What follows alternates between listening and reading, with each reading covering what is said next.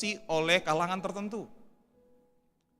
Tetapi Bapak Ibu Saudara, di dalam konteks pasal 8 ayat yang kedua dalam Matius tadi, tahirkan aku itu sama dengan halalkan saya, sucikan saya, bersihkan saya. Ya. Dengan arti menyembuhkan penyakit kusta itu, Bapak Ibu Saudara. Nah, di dalam Kisah Para Rasul pasal 15, kita akan buka beberapa ayat, Bapak Ibu Saudara. Ada begitu banyak ayat yang menuliskan kata rizo ini, tetapi kita hanya buka beberapa ayat saja. Kisah Para Rasul 15 ayat yang ke-9. Demikian firman Tuhan. Dan ia sama sekali tidak mengadakan perbedaan antara kita dengan mereka, sesudah ia menyucikan hati mereka oleh iman. Iya, kata menyucikan sana sama artinya ya, dengan kata rizo, itu memiliki arti menyucikan dari kotoran dan kesalahan akibat dosa. Jadi Tuhan itu enggak buat perbedaan. Dia enggak buat VVIP bagi orang Yahudi. Sekalipun orang Yahudi terima Yesus, percaya sama Yesus, tidak buat perbedaan dia dengan orang di luar Yahudi apabila menerima Yesus. Enggak ada yang spesial, Bapak Saudara. Di mata Tuhan semua sama. Dikaruniakan hak yang sama, menerima roh yang sama. Haleluya. Tetapi di pandangan beberapa orang ya yang menerima Yesus, khususnya orang-orang Yahudi, di dalam konteks pasal 15 itu, kenapa Paulus harus pergi ke Yerusalem untuk membuat satu justifikasi ataupun pembenaran bahwasanya orang yang di luar Yahudi kalau terima Yesus tidak perlu mengikuti hukum sunat dan sebagainya. Tidak perlu.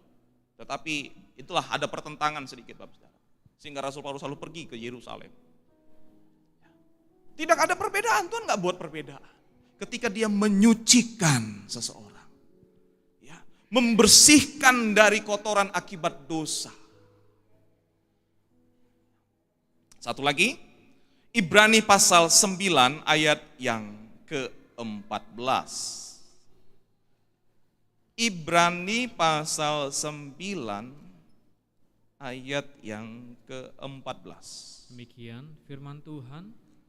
Betapa lebihnya darah Kristus yang oleh roh yang kekal telah mempersembahkan dirinya sendiri kepada Allah sebagai persembahan yang tak bercacat, ya, akan menyucikan hati nurani kita dari perbuatan-perbuatan yang sia-sia, ya, supaya kita dapat beribadah kepada Allah yang hidup. Iya, kita lompat Bapak Ibu Saudara, tapi saya harap Bapak Ibu Saudara mengerti sekalipun kita lompat baca ayat yang ke-14-nya. Di sana penulis kitab Ibrani membuat satu perbedaan, komparasi antara bagaimana ibadah dalam perjanjian lama dengan ibadah umat perjanjian baru. Dia katakan ayat 13, jika darah domba jantan dan lembu jantan dapat menyucikan, ya, menguduskan mereka yang najis, sehingga mereka disucikan secara lahiriah. Jadi setiap kali bangsa Israel melakukan dosa, mereka harus mempersembahkan korban bakaran.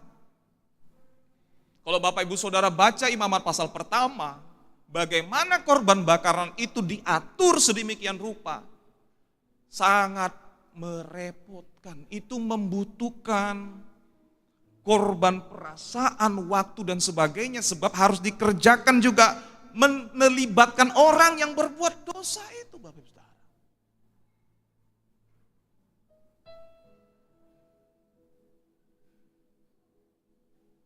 Dia harus menyembelih.